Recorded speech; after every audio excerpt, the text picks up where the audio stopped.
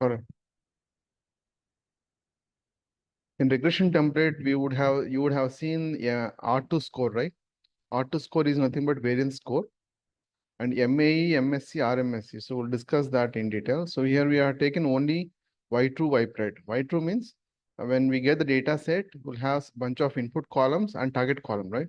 So I'm going to consider this as a target column, whatever we got from the client itself.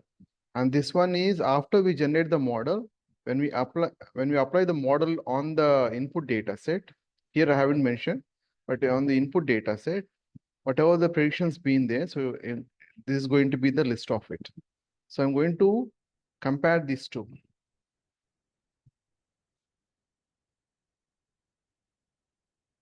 Actually, when we have a list of values like this, what will be the way, or even, need not to be, we not to go in detail like MA, MSc and all. So what will be the way to find out the overall error? So here it has to be Comparison. 1.5, but what we got is 9.9. But it's not just one row, right? Even though this error is basically 0.6 for this particular row. And we are going to have millions of records. So we need to compare it. What will be the right way to find out the overall error? Total sum of y true value Total sum of means y true value and the y predicted true. value. So you mean to say the error y true minus y pride. Sum of No, all the errors. sum of all the errors Yeah. means y true column sum all the values minus sum all the values in the predicted columns. So you mean to say that df. Sorry for the noise. Y true minus y pride. This is the list of errors, and we can sum it up, right? This is total sum of the errors. But the problem with the total sum of the errors, of course, there's nothing wrong in going with sum, but it's not going to give us on an average what this each row the error is going to be. So we need to go with mean rather than sum. Okay. So that is nothing but mean. I mean, I can say mean error. But again, there is an issue. The issue is that it is not going to give the proper error, because let's take that there is a golf court, okay, wherein a player has hit the ball here, player 1, another player has hit the ball here, player 2. Let's consider the distance between these two holes is 2 meters. Okay, just to indicate that this ball has fallen before, we represent it with negative, whereas this one as positive. Okay, now the player who 2 has an advantage, right?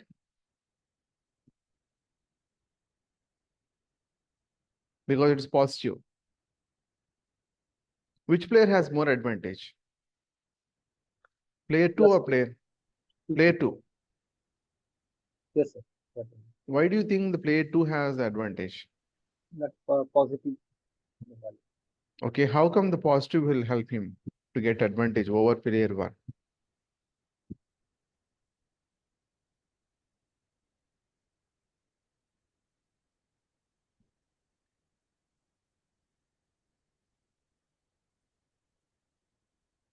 He's saying that player 2 has an advantage because it's positive value. And how come player 2 has advantage over player 1? If you think in another way, around player 1, if you feel that player 1 has advantage over player 2, why do you think that player 1 has more advantage than player 2? Sirisha?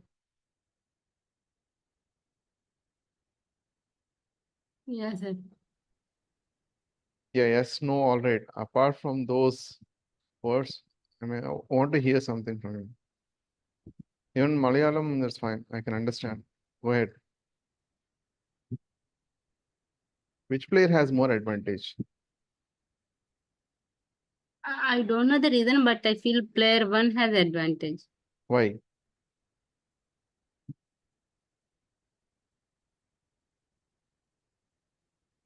In fact, it's the same distance. Don't look at the distance because same distance. So it's not about the plus or minus, right? No, you have to explain me that. So this player one has a distance of like, in distance is -2. Okay. And this one, I'm calling it as +2. Distance is plus 2 meters.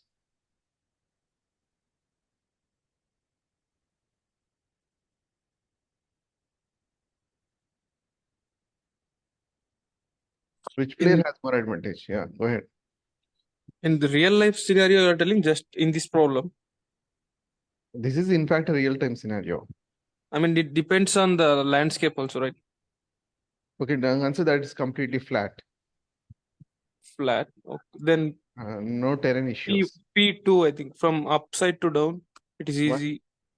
No, it's completely flat. Flat.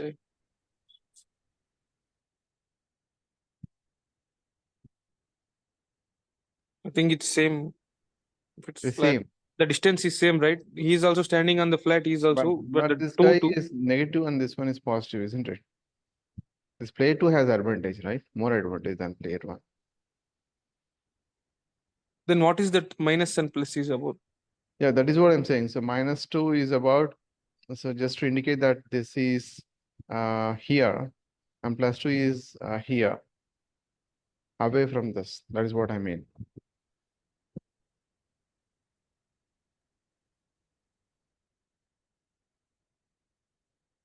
Let's consider that the ball has been hit in from here, and let's just consider that the distance between these two is 10 meters, and this guy is basically to indicate 8 meters. So no, I need to mention it as 8. Distance is 8, right? Because 10 minus 2 gives me 8 meters. So he has hit the ball to a distance of 8 meters.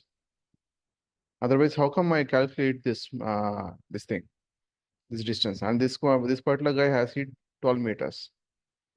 Of course, it doesn't matter whether it's 8 meters or 12 meters, as long as the distance is here in this case it's the same. What is so complex about this problem? It's a damn easy problem, right?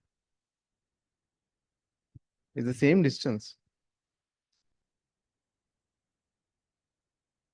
Negative and positive sign is only to indicate that it is away or after. Nothing else. No significance to these signs. It's the same. The same way, whether we get the value like 11.9 or 13.1, let's consider this 13.1 or 11.9, does it make any difference? No. In fact, it is the same distance away from it, right? Then in that case, we should not consider this negative or positive signs. When we apply summation or mean, what happens? Then it's going to consider the negative or positives, isn't it? Then the overall picture is going to be wrong. Get it? Yeah. So now what we can do to solve that problem? How can we get rid of this negative positive, what like neutralize it? Modular, that module, What is that? module, Mod. mod, Yeah, mod or absolute, right? yeah, or squaring. Yeah, exactly. So we need to, when we subtract these values, we need to apply absolute or mod. This, when we apply absolute value, then it's going to get rid of this negative sign so that we can get the overall average. This, of course, the total sum, we need to calculate summation of it. I think the summation part is being, okay, so we are trying to calculate for each value. So I think I should not mention this part. Now, when we calculate the average of MAE, then it's going to get the actual value, isn't it? So now it is 0.75. So 0.75 is the mean average error. So overall, I can say it is on an average is 0.75 divided from the actual value, which is very less. In fact, less than 10, less than 1, isn't it? There is another way to do it to get rid of this negative sign, that is square. Okay.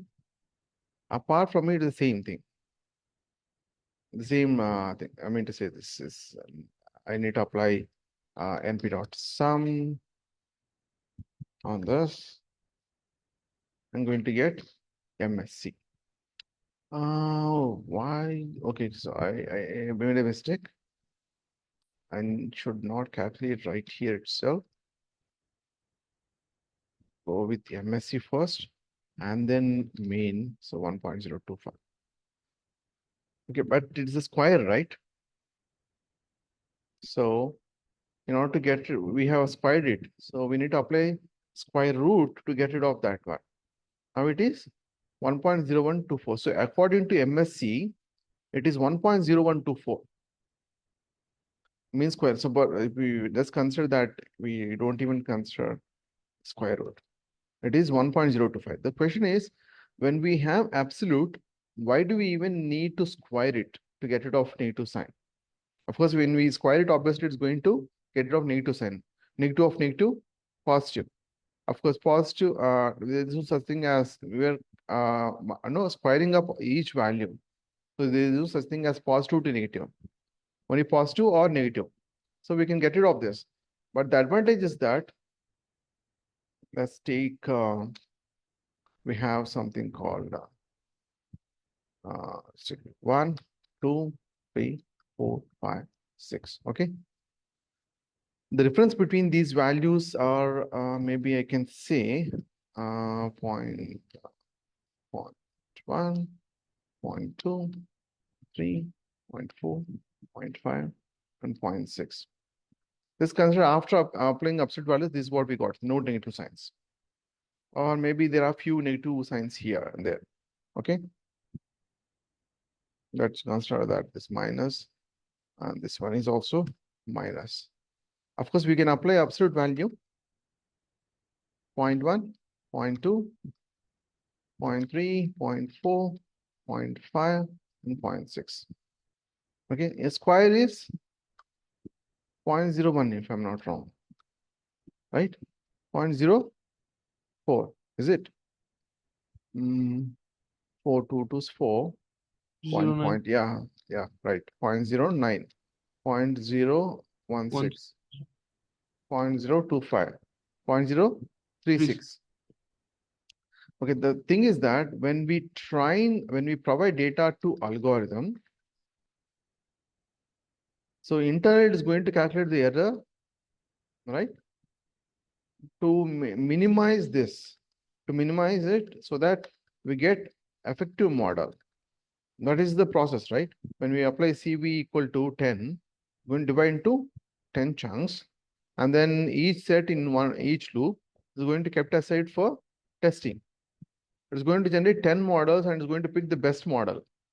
So that's exactly what it does. But what exactly will happen? When we provide train, what is the idea behind dividing that into 10 chunks?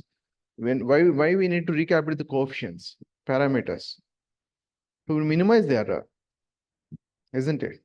But thing is that when we have millions of records, trying to minimize the whole data set is going to, does not work well.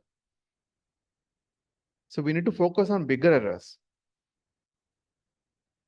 So we need to filter it out in a way that we can focus only on bigger errors, so that when we minimize it, there is a possibility that even the minimum values, the minimum errors is going to reduce down. So that, and in fact, even we can reduce the overhead, isn't it? Compared to these absolute value, this is absolute value. And this is square value. Which one do you think better to write a logic in a way that we can segregate into two categories, bigger and small errors? Can we write logic on this one? Do you feel that this is quite easy to write logic on this in a way that we can, minimize, focus only on bigger errors or on this one? In square Yeah, it will be easy, I think. I It will think be quite square. easy because when we square it, the advantage is that bigger errors will become even bigger, and we can quite easily write a logic. Let's take that we have taken average of this, average of let's take the middle value, right? Median, or maybe I can say that I can take the average of these absolute values, and let's take the average value is 0.4, and I can write logic in a way that if new error that I get is greater than 0.4, so I can say that I can focus only on these bigger errors. So that is the reason we need this square. So that is why we got this square error. But when it comes to template, do you think that it is really necessary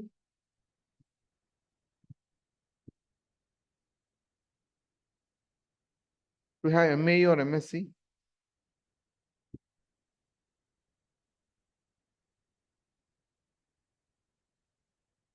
So we want to look at the amount of error, right? That's the whole idea. Then we need to compare one model to another model. Why do you think that MAE or MSc we need it here?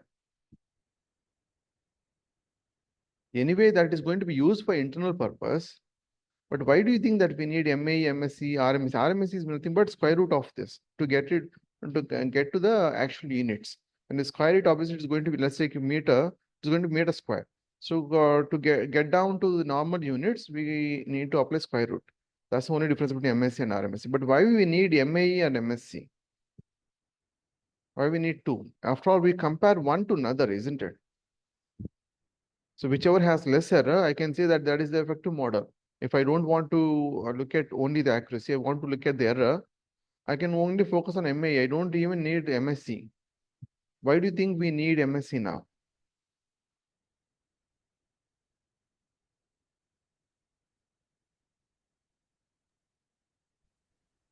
For comparison itself, I think. Is there any more errors like that? No, we are comparing one model to another model. But when it comes to the MAE, MSc internal purpose, it's the same algorithm, right? That makes Yeah. sense. But when we are comparing one model to another model, I can say that 49458, 49430, this got less error. I can say compared to these two, Ridge is better. We don't Yeah. really require MSc. Then why do you think that we need another one or another one on top of it? In fact, we don't really require it. It's only for internal purpose. Those parameters we have taken here. That's all. In some case, what happens is they use MAE. In some case, they compare. They will have only MSc or RMSc and then compare it. So obviously, you will get a question, right? When we will discuss only MAE, but not MSc or RMSc. You can, in this case, you can pick any one of this. Doesn't matter. After all, we're comparing one model to another model. In some case, if they give only MSc, or if I make you to habituated to only to MAE, then you'll raise a question that what about MSc or RMSc? Here, it doesn't make any sense. It's only for internal purpose. But there is a possibility that some other documentation may show only MSc or RMSc, or maybe all. But you can pick any of these parameters to cross check which model is better. Okay, is that clear? Yes. Okay, yeah. The next one is variance score. Variance score is R score. How do you find the accuracy of it? It is bit complex. Let's take that I have given you a product. I'm asking you to guess the product price. Okay. Let's take that I have given earbuds, noise cancellation earbuds, CMF noise cancellation earbuds, or some other. So just get, no, or else I will show you that. Let me show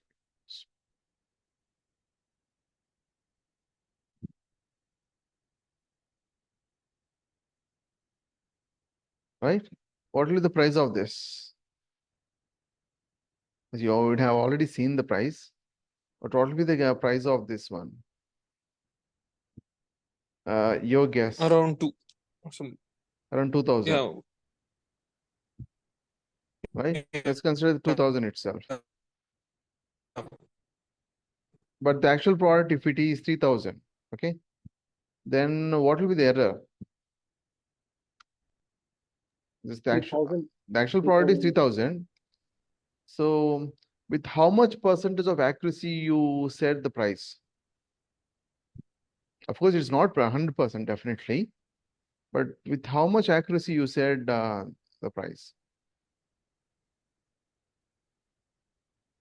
60. 60? It is 2000 Yeah, minus 60. 3000, 60 by 3000. 3.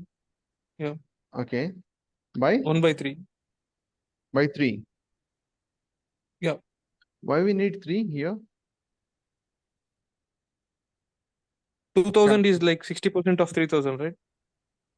I mean, Okay. 33%, 33%. Like if you divide it by 3. We can divide by 3000 itself, right? The actual price. Can we write like 3000? Yeah. Out of 3000, I think the difference is 1000. So it's going to be 1000 by 3000. What is that? 1 by 3. 1 by 3 means 0.33, which means 33%. What is this 33%? 0.3. 33% error. Error. Error. Error. So error. So what will be the accuracy then? 27. 60. 67. 33% is 66%, right? 66.6 something. But consider that 66%. So the accuracy is 66%. Or else you can tweak the original formula itself. So instead of 2000 minus 3000, you can simply say 2000 by 3000. You get what? 2 by 3. And it's going to be 0.66. Going to be 66%. Then it's not error anymore. It is accuracy, right? So the same way, we're going to have this thing here.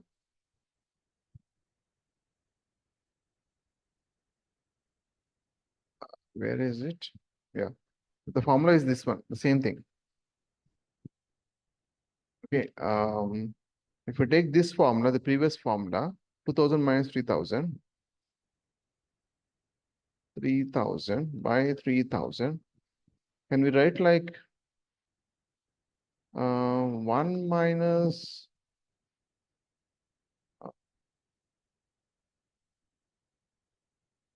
2000 by 3000? In fact, the distance, isn't it? I think we need to mention it as 1000 because it is 3000. Okay, so whatever, the formula is this. Whatever we're trying to do here is, it is basically based on 1 by u by v. So it's not just one value. So we're going to have a bunch of values. That is the reason we have this complexity. Thing is that it is basically 1 minus u by v means what? V minus u by v. Yeah, cross multiplication. Yeah. So yv minus u by v. Okay, how do we calculate this u and v's? So u is basically y true minus y prime square. I need to sum of all this by y true minus y mean. So what is the average of that particular column? So y true. That need to be squared and sum. So it's going to be this divided by this, but it's actually 1 minus. So what we got here is 0.9448, which means 94.48%. So we can simply apply, we can create our own thing, or else we can go with this one. Because of summation, I mean, because of squaring and all, they would have felt that And after several experiments, they would have felt that this formula is eating out the right accuracy.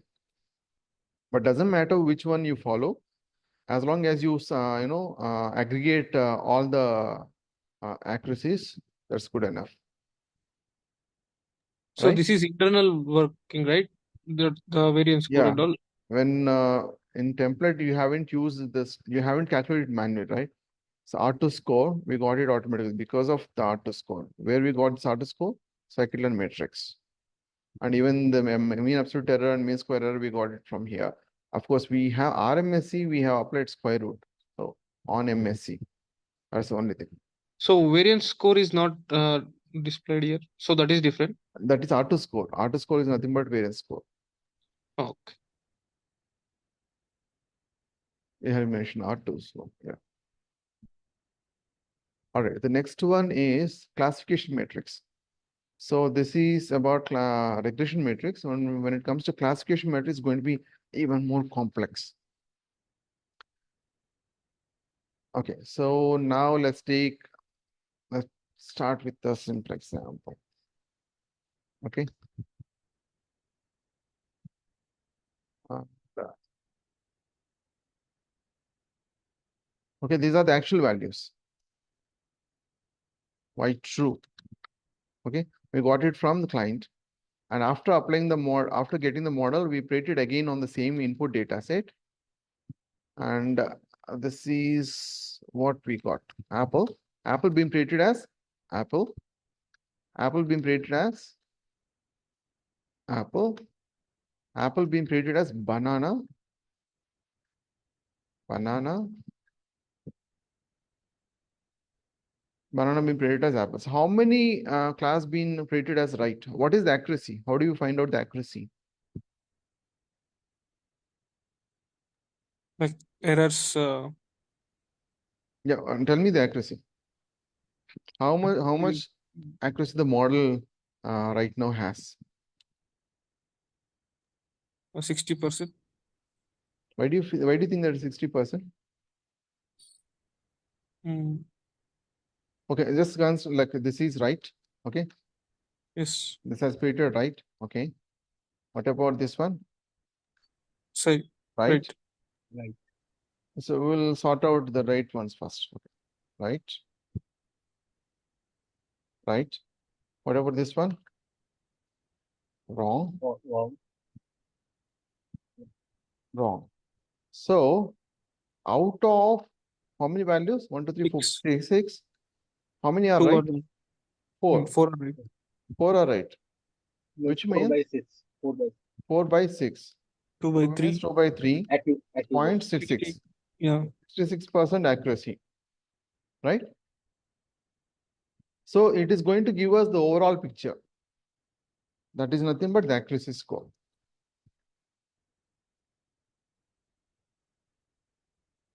Where do we see that? In classification template.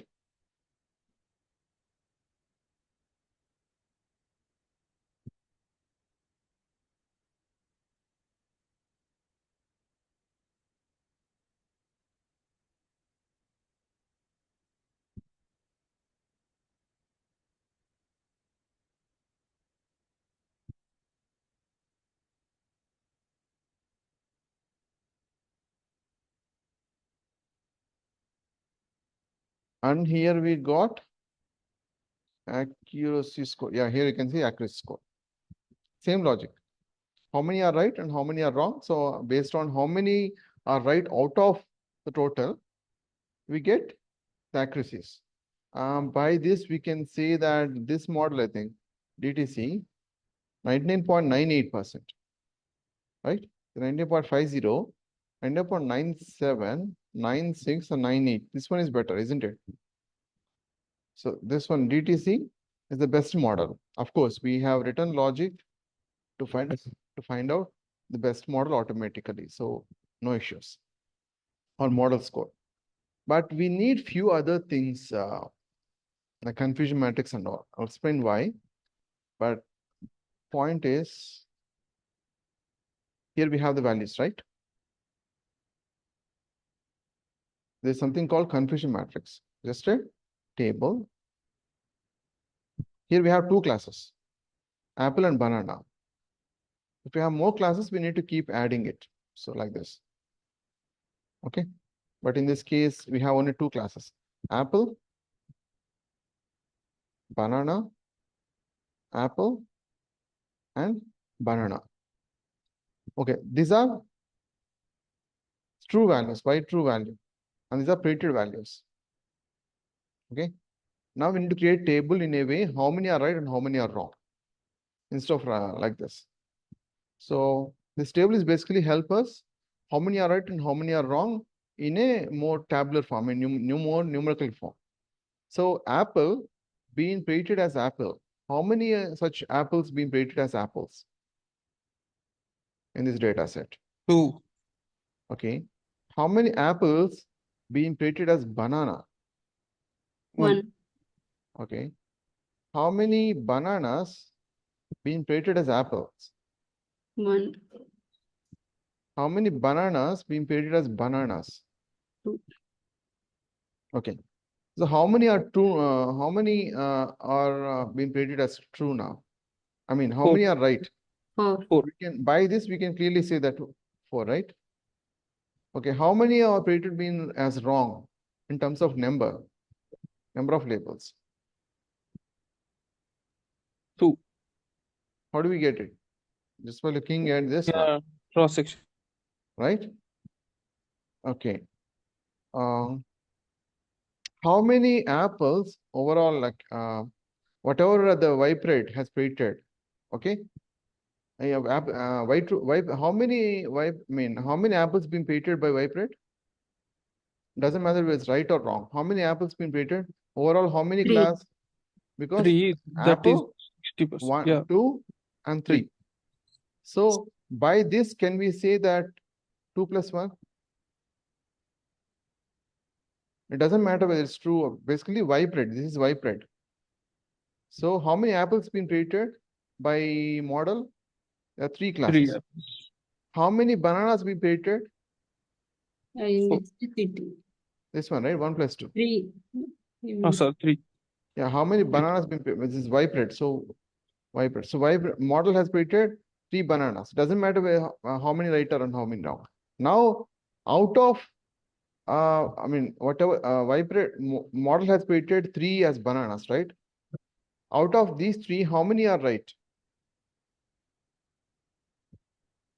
2 are 2 are right. How many are wrong? obviously 1. Obviously, this one. So we need to look at only this part. Out of the model has predicted 3 apples, right? 2 plus 1. Out of these 3, how many are right? By looking at the table, you need to say it. Yeah. Okay. 2 are right. Okay, this one, right? And how many are wrong? Yeah. Down 1. This one. The So this table will help us in checking in every combination, isn't it? Yes. From Y true perspective and from Y pred perspective, isn't it? So this is what we call it as confusion matrix. Of course, it makes sense the why they named it after this confusion word. But But if the data is huge, this matrix will be huge, right? yes, it will be much huge. It'll definitely going to be much huge. Okay. Then you can't solve it in your office. You have to take it to your home and you have to solve it. How many? All right. So I hope you got the point. So why we need this table? So whether it is across this part, across this one, or across this one, it makes sense. It has some meaning to it, isn't it?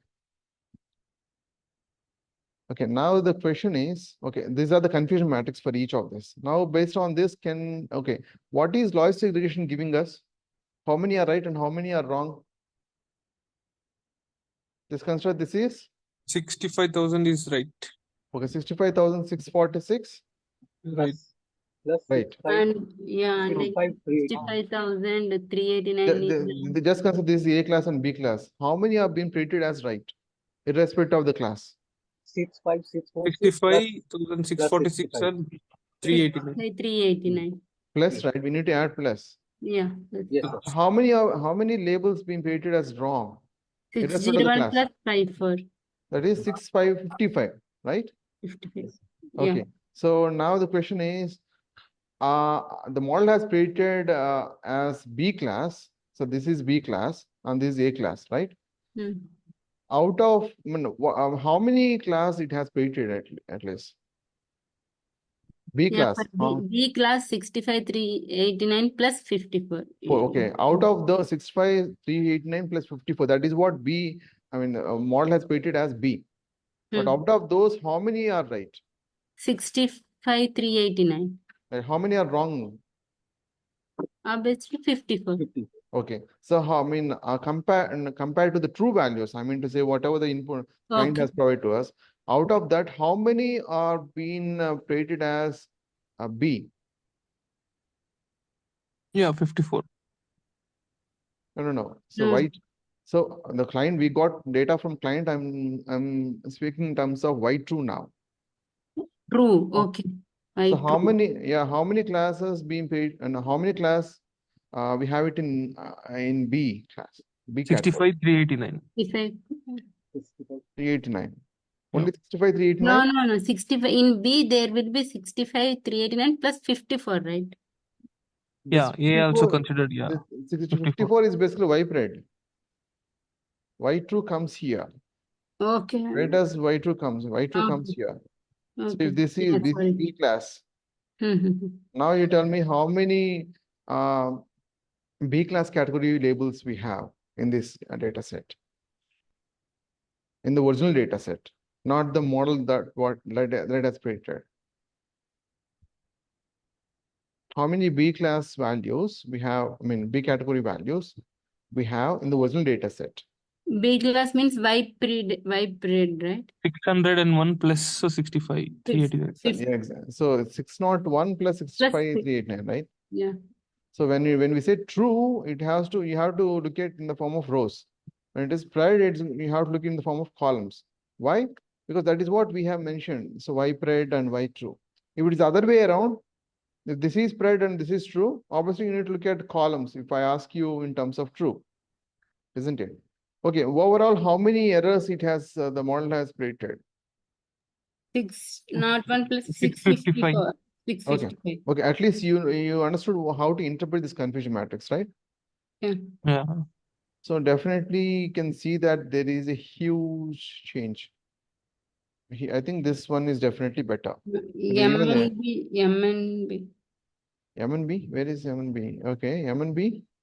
There are too many errors, right? Yeah, that I Yeah. mean, I thought you asked where are more errors. Okay. So how many? All right. Yeah, I think Minimum error. yeah. So how many? Less number of errors are for DTC, DTT. Yeah. right? Even the accuracy is going to reflect. But in this case, the confusion matrix will help us precisely to point out how many such labels been right or wrong in terms of true and pred, right? Yes. Okay. Then now, even more, I'm going to add even more confusion. Mhm. Classification report. Classification report will give us the aggregated information on top of this confusion matrix. Okay. So we have something called precision recall in F1 score. This will help us in giving the aggregate information out of the confusion matrix. Let me show you that classification.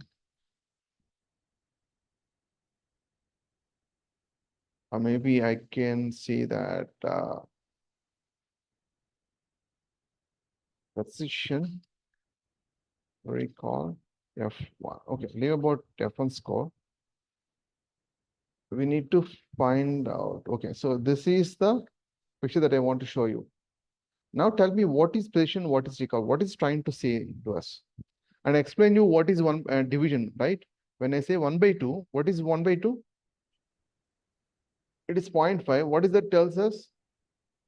Accuracy. Positive. How much proportion of 1 in 2? Hmm. 1 is basically 50% of 2.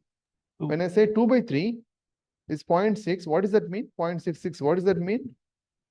That much is 2 by 3 in 3. 2 by 3 is 0.6. What is this 0.66 means? 2 is 0.66%. I mean, part of 3. 0.666 2/3 of the proportion of 3. That is three. 66% of percentage is quite easy. So for percent of 3. The same way, by combining the confusion matrix interpretation and this division logic, you need to explain what is precision, and then we will move on to recall. So what is precision? Try and tell us. Look at this formula.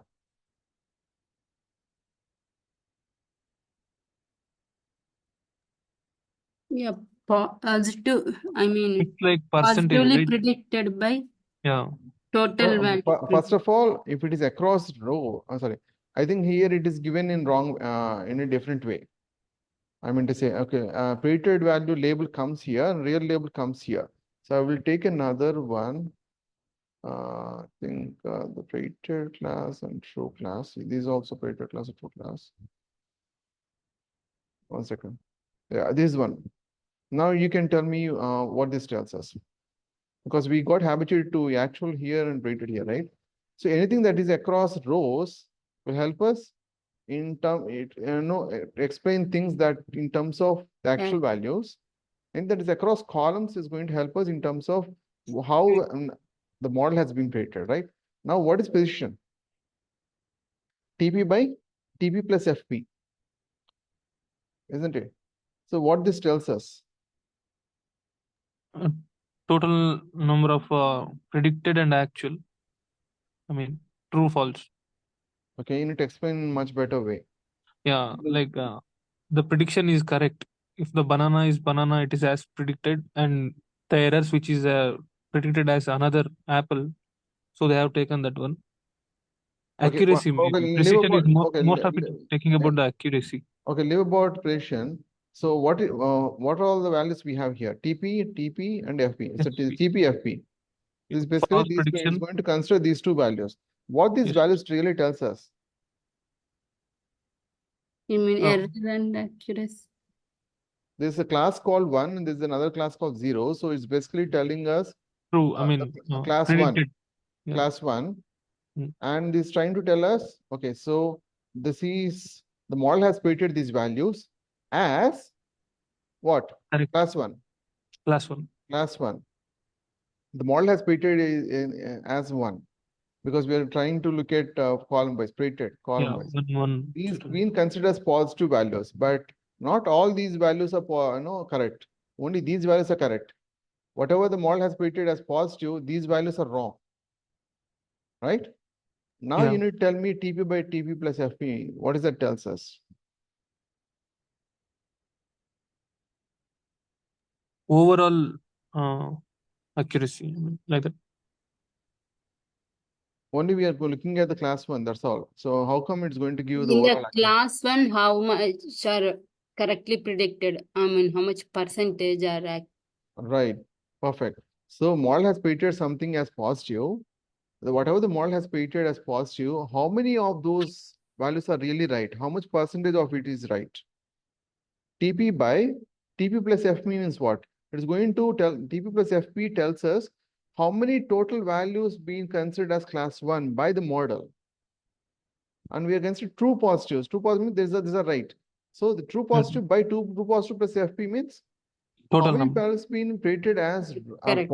class 1 by the model, isn't it? Okay, now let's consider that the FP by FP plus TP. How many are wrong?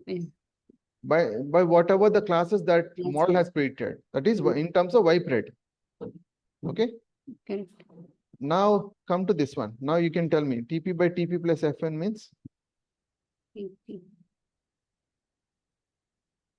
TP by TP. Where is TP? TP, FN. Okay, so this is actually this one. It is true value. How many are true altogether for the class 0 and 1? No. Definitely it is Precision. in terms of positive, that is class 1. Precision is for predicted values. Recall is for actual values. In terms of actual values, right? Yeah. So out compared to the actual values we have, it has created this many positives and this many as negatives. Compared to. So what is this F negative means? It has to be, we got negative, but it's actually not negative. It is in fact positive. We have to get positive, but what we got is negative. So in terms of the actual values, in terms of this, in terms of this, how many values being painted as right? Isn't it? So now I hope you got the point. Like, so it's not just precision recall. Even we can, if we are keep on thinking in terms of only on class 1. It is not just limited to class 1, whether it's precision recall. We can even apply on class 0 also. That is, what will be the formula for precision for class 0?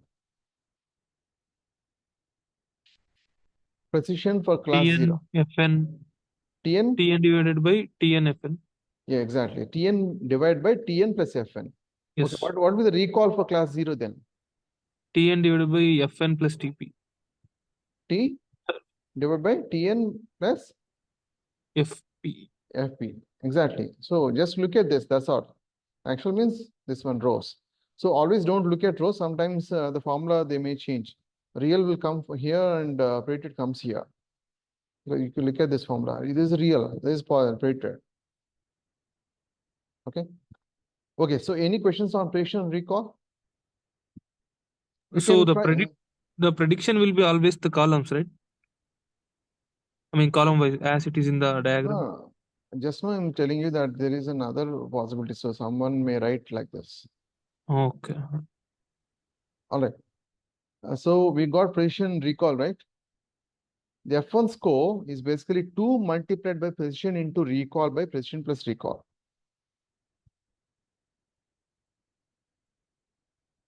Okay. F1 score formula is basically 2 multiplied precision into recall by precision plus recall. The question is, why do we even need to do this? It is going to give us the overall picture. So precision recall, right now, we are thinking in terms of pred or true, right?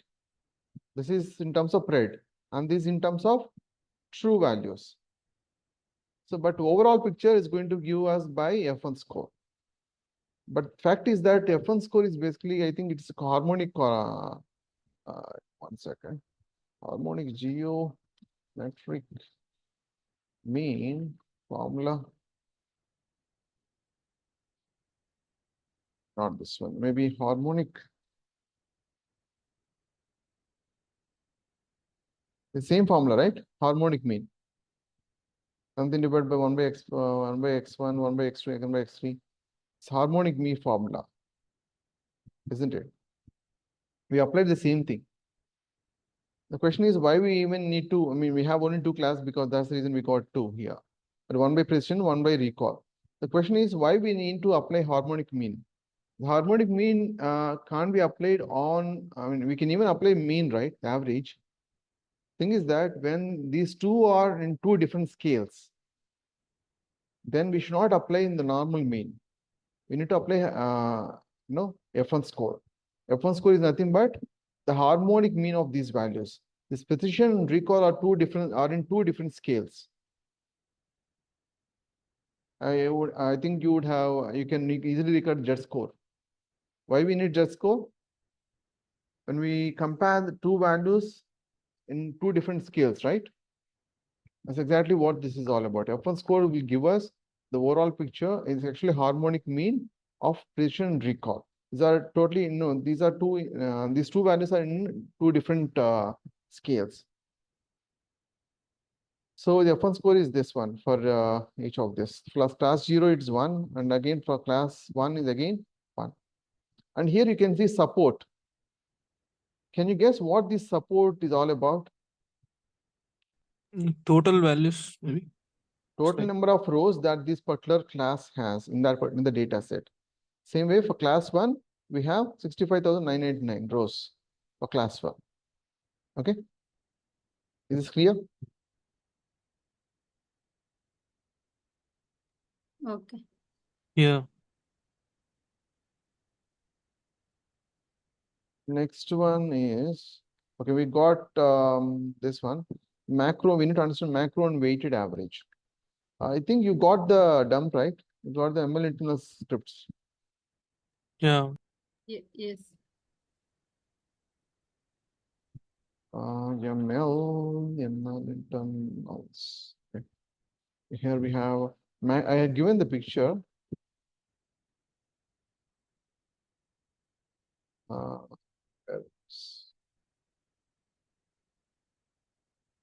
right. This one is different. Okay, so let's get into this macro average and micro average and why we need it. Here we have macro average and weighted average. And there is another one called micro average, which used to be, but now they completely get rid of this micro average. Okay, now we need to calculate, let's get into macro average and micro average. I'm mentioning even micro average here. Let's take that, I've given the values 22, 23, and 85. Okay. What will be the average of these values? How do we calculate even?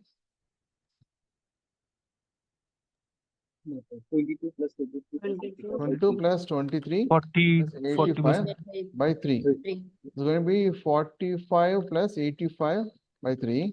That is 130 by 3. That is 3 4 12, 2 3 is 9, 43.33%. Okay, this is the average. But thing is that this has more weight. So when we say 130 by 3, what does that mean? Can we write like 22 by 3 plus 23 by 3, 23 by 3 plus 85 by 3? Yes. The same thing. I written it. We can write like this one too. So okay. Now 22, can we write 1 by 3? 23 multiplied by 1 by 3. 85 multiplied by 1 by 3. After all, what is 1 by 3? It's 0.33. 22 multiplied by 0.33. 23 multiplied by 0.33. 85 multiplied by 0.33. So when we are trying to calculate average, basically we are giving a weight of 0.33 to 22, 0.33 to 23, and 0.33 to 85. Okay. So we are giving the equal weight, but here it's basically I have bigger value here. I want to give more weight to this one, and less weight to the other values. Let's take that I want to give 25 here, 25 here, and 50 here. Yeah. So what do we call? Can we call this as the average? No. No. We should not call it as an average. Why? It's not equal weightage. Equal. It is based on the number. Okay, the regular mean you calculate, usually we're going to give equal weight to all. There's something called weighted average, wherein the weight can be changed, we can change from one value to another. Bigger values will have bigger weight, smaller values will have smaller weight. Here I've given just rough figure, but the overall thing is weighted average. Even we can call this as average, but this is weighted average. This one is the normal average that we usually see. There are different types of averages. Okay. Any questions on this? I hope you got the point. The difference between the normal average and weighted average. Okay. Is clear? Yeah. Next one is, okay, we're going to get into the macro, micro, and weighted average differences. See, let's consider that we have in class A, it has treated one as true positive, another one as false positive. Okay. Another one we have class B, 10 has been treated as true and 90 has been treated as wrong. Overall, class B has 100 classes, 100 rows, right? Whereas class A has 2. 1 plus 1 true. 1 is being treated as true, right? And another one is wrong. And class C, we have 1 wrong, right, and another one wrong. So overall, 2. And class D again, 1 right and another one wrong. Okay. So just don't look at it like positive as only positive class. When you say positive here, it means B. When you say positive here, it's actually A. When you say positive here, it's a class C. Okay. Overall, how many rows we have? How many classes we have overall? A, B, C, D. 4 Four. How many? 4 classes. 4 classes. Okay, but total number of labels we have in the data set for all together, for all the classes. Class A, we have 2. Class B, we have 100. 10 plus 90, 100. Class C had 2 and another one, class D has 2. So overall, 106. 106. Right, perfect. So now, you can say that what is the probability of this? It's 1 by 2, right? 1 by 2. 1 by overall in how many? 2. 2. So what is the probability of this one? 1 10 by by 10.1. 10, 10 by 100, 0.1. 1 by 2 again, 0.5. And again 1 by 2, 0.5. So what is the probability of this? So this is 0.5, this is 0.5, and this is 0.5, and this one is 0.1. This part is clear, right? Yeah. What is PRA, PRC, PR, this one? Okay, this part is clear. Now we need to take average of these values. 0.5 plus 0.1 plus 0.5 plus 0.5. By how many class we have? By 4. That is 0.4. This is 0.4 macro average. This is macro average. Okay. Any questions on macro average? How to calculate macro average? We need to calculate probabilities, and then we need to take average of these probabilities. Then we call it as macro average. Micro average is, it's not probabilities, it's actually the actual values itself. How many are true? 1 plus 10 plus 1 plus 1.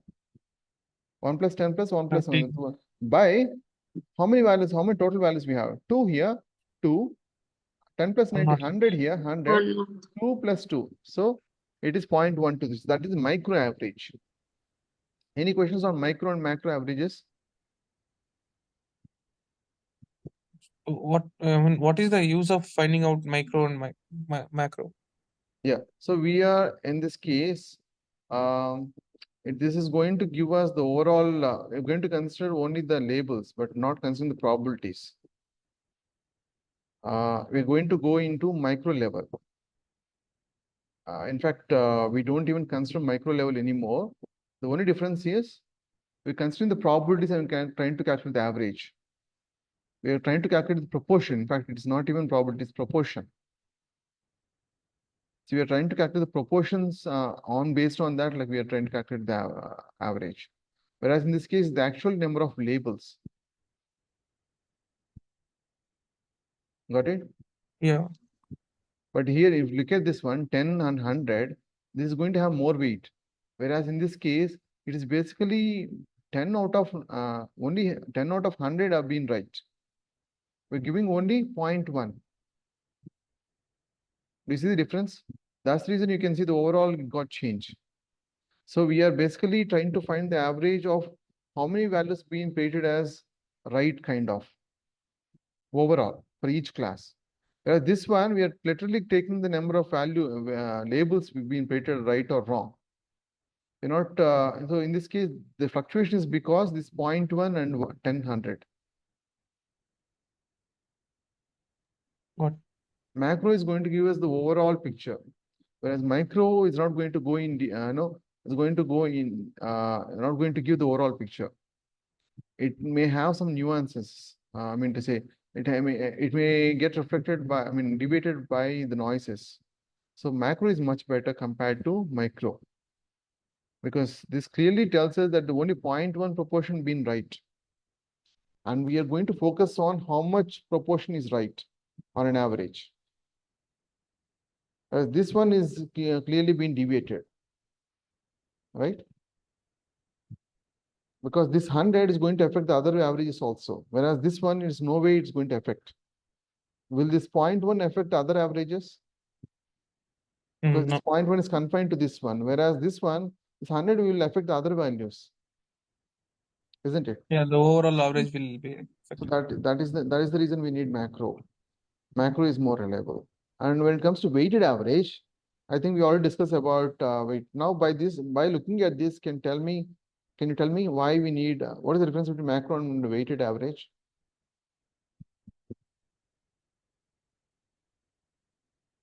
How did we even get these values?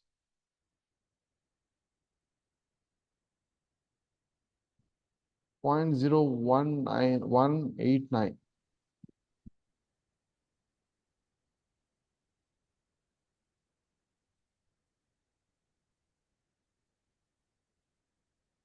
Two by 106. What is the value? 0.188, right? 0.189, almost 0.189. So 2 by overall. 2 by overall, that is 0.0198. So this one is 100 by overall, 100 by 106. What is the value? 0.943. And similar, right? 2 by 106. 2 by 106. That's the reason we got 0.0189, 0.018, 0.943, 0.0189, 0.0189. So what this tells us? This tells us, Wait. yeah, how much it is, how much proportion this actually been overall, these particular weights. So 0.943 clearly tells us that this class B has taken a lot of, a high amount of proportion compared to other. The remaining also all are like 0.0189 each.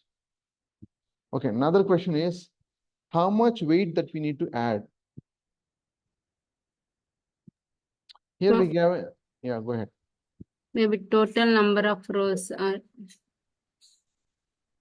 Right. So the weight is basically 1 by 2. 1 by 2 is 0.5. In this case, it is 0.1. In this case, it's 1 by 2. Again, 0.5. Again, 1 by 2, 0.5. Here we got 0.1 because 10 by 100. So what is the average now? 0.0189 into 0.5, 0.009, 0.094, 0.009, 0.009. So macro and micro, macro and mean and macro weighted is in fact the same. The only difference is we have considered the overall proportion, and from each class perspective, based on how many values been rated, that weight also been considered. And this one is 0.123 is the weighted macro average, not the regular macro average. So what is the meaning of how much weight is to be added? Means, I mean, the So average this, of the group. so this 0.94 is the overall. Yes. How many classes? This 0.5, 0.1, 0.5, these are all for each class weight. How many is Individual rated average. as right? So that has been multiplied. So the macro is going to consider, is based on the same macro mean, but it's going to be based on the weights, not based on this thing. Clear? Yeah. Okay, so the classification report will have this macro and weighted average. The F1 score is basically 2 multiplied by 1 multiplied by 1 by 1 plus 1. That's 2 by 2, right? That is 1. So it's going to be again F1 score. F1 score is basically is going to give the overall picture. And how many labels are there? Based on how many labels? All the rows, right? Okay, any questions on a classification report for each algorithm model? You're going to get each classification report. Any questions on that? Sir, but there was another macro mean, right? We don't own that one. Yeah, mean is nothing but average, man. I mean, okay. Sometimes the kind of question that you ask is going to be very intelligent, but sometimes it's going to be. No. In the diagram picture, there was macro mean something. So I asked about that. Which one? Okay, this macro average, that is what it means. This is macro weighted average. Okay. All right, the next one is ROC curve. Now, even more complexity is going to get added. So I'm going to take another 15 minutes. I'm going to get rid of, complete this one. It's not going to take much time. So now the question is, we have confusion matrix. For each confusion matrix, we got this one. It's basically for only one confusion matrix, right? Isn't it? For this confusion matrix, this will be like for each class, This is the one, right? Is there any other difference? Okay, that's it. For this one, this is the confusion matrix, and this is the classification board report for this one. And for RFC, this is the confusion matrix, and this is the classification report, isn't it? Now, but thing is that internally, we are going to use CV rate, cross validation is going to divide into 10 chunks. So how many models it is going to generate? If you mention CV equal 10 internally, what we get is 1 out of 10. Best of, the best model out of 10. But how many models it is going to generate internally? If you mention CV equal 10 for each algorithm.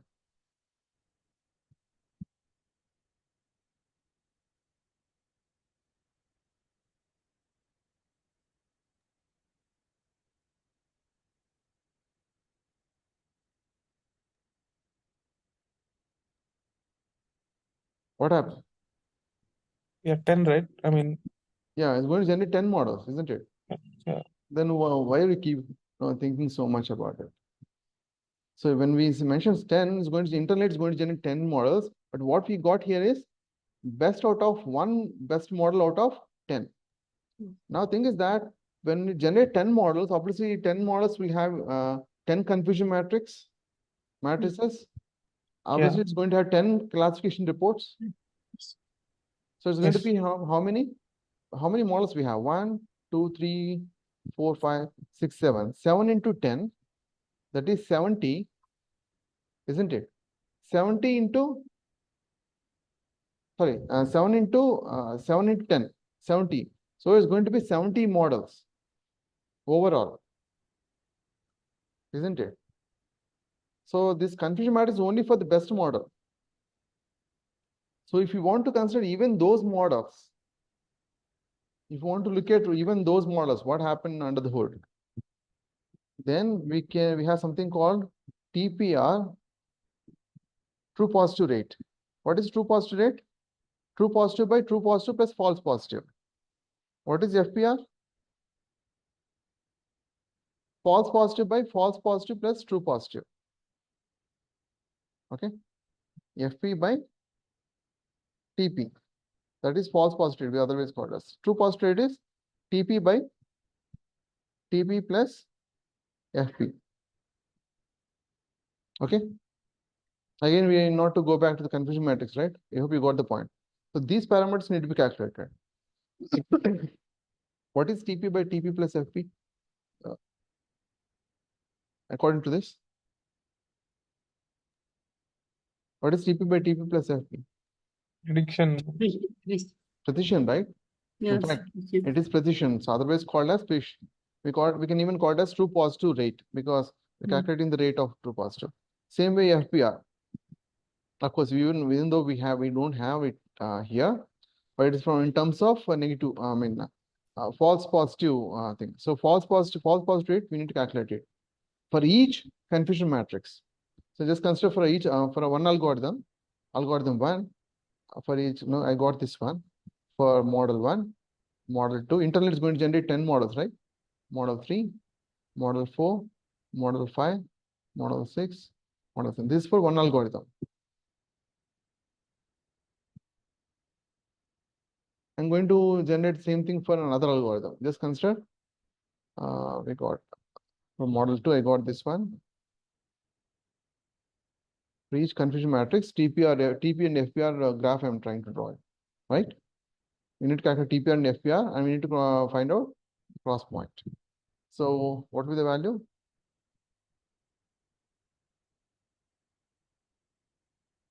Okay, the same way we have 7 models, right?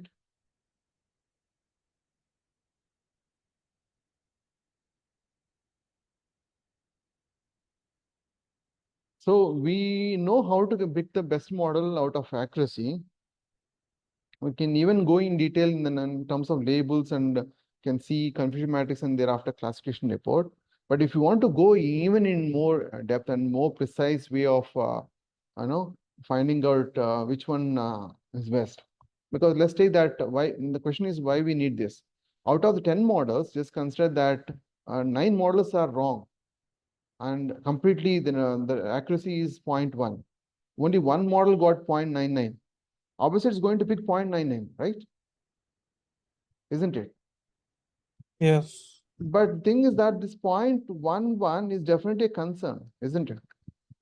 So out of 10 models internally, if all the 9 models got 0.11, 0.11, so on and so forth, only one we got 0.9, but obviously it's going to pick the best model. But this is going to be a concern because all the models are generated 0.1. So there is something seriously wrong with this. So even though it has generated 0.99 accuracy for one model and has picked the best model, but the variation in which the way that algorithm has trained clearly shows some fluctuations. If you want to consider even that is when this curves will help us. So this will clearly tell us, suppose if it completely goes strong and it goes up, it clearly shows up here, right? Isn't it? So in this case, what's my point? So if it is completely low, 0.1, 0.1, 0.1, and all of a sudden it has gone 0.9, then it's going to clearly show up here compared to other algorithms, isn't it? Clear? Yes. So even though this model might have got better accuracy, we may pick this model, but we need to compare other models which are more consistent. So what this tells us, this is not much consistent, even though it has best model, but one of these models may be more consistent, isn't it? But anything towards FPR is definitely not a good model. Anything towards TPR is best model. Now the question is, how do we, okay, just consider these are the models that are best. Okay. Now which one need to be picked? Higher line. But it's going to be like, it may start from here to here and may go down here. In that case, If it moves to a certain point and then onwards it is uniform, that is consistent, we can consider. or else we can take the area, right? Suppose if we have something like this, we can take the area of this, and we can take area of this one. Whichever has more area, we can say that it's more consistent. Because more area means it is towards TPR, isn't it? Can we Yeah, say that? TPR. Can we say based on the area? Yes. Yeah. That is what our area under ROC. The curves that you have seen here is ROC curves. The curves the area that's under this one, we call it as AUROC. That's exactly what this AUROC tells us, even though it has not given the ROC curves, but it's actually on FPR and TPR. And this will give us a better picture than accuracy score. Whether we need to go with accuracy score or area under ROC score, it's your choice. Mostly it's going to be the same, but sometimes which one you have to pick, area under ROC is better, because that's more consistent, I can say. Got it? Yeah. So, but one change is that when you calculate areas, this is FPR, right? FPR, and this is TPR. So any area that is in and around FPR, we not consider it. In fact, the common area is this one. For example, let's take notepad. I have 22,000, 23,000, 24,000, 25,000. Which one is the bigger value? 25. 25,000. So comparing it and we are picking the best. What if I subtract 22,000 from this? 0. From each of this value. So what do we get here? 0. Okay. So 1, 1, 2, 2, 3. 3. Is it really 20,000 minus 20,000 means 1,000, right? Yeah, 1000. Okay. Now out of these values, which one is the best, bigger? 25,000. I mean, 3,000 is. Definitely. So whether whether you get rid of the common values or even if you don't get rid of the common values, it is the same 25,000. because this will not change. As long as when we use it, as long as we use it for comparison only, right? The same way, we are trying to compare these two areas. So can we get rid of this common area? Even if there is a curve here that is towards FPR, which I don't want to consider. Got it?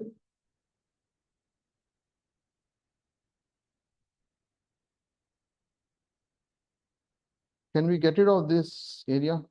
And we don't, when whatever the area under ROC a value that you get, it is not going to consider this one, this part. We're going to consider only the upper part. If you have any curve here, anyway, it's towards the FPR, so there's nothing, no harm not considering that. This is the common area. So when we get rid of the common area, it doesn't matter, when we, as long as we use it for comparison, isn't it? That is area under ROC curve. Clear? Have we got the point? Like Yes. accuracy score, confusion matrix, classification report, and area under ROC. ROC and area under ROC. ROC curves are going to be like curve going to be like this. And this common thing is diagonal line, right? Is only to cut off the common part. Anyway, if we have any line, no, here it's anyway, it's worse. We can get rid of that. All right. That's it for today. We'll continue tomorrow. Thanks for joining. Thank you. Thank you. Thank you.